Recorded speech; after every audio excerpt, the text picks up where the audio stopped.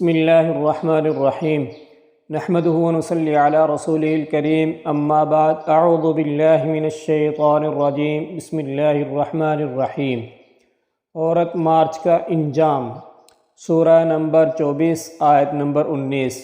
ان الذین یحبون ان تشیع الفاحشۃ فی الذین آمنوا لهم عذاب علیم فی الدنیا والآخرہ واللہ یعلم وانتم لا تعلمون۔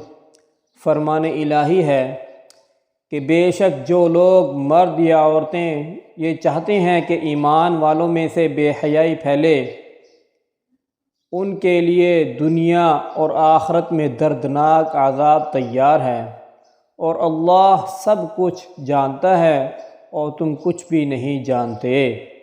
رسول اکرم صلی اللہ علیہ وسلم نے ابن ماجہ حدیث نمبر 4181 میں فرمایا کہ بے شک ہر دین کی کوئی نہ کوئی خاص خصلت، خوبی اور پہچان ہوتی ہے، اور اسلام کی وہ خاص خصلت کیا ہے؟ فرمایا کہ وہ حیا ہے۔ وضاحت: جس دین کی پہچان ہی حیا ہے، کیا اس میں فحاشی، بے حیائی اور عریانی کی اجازت مل سکتی ہے؟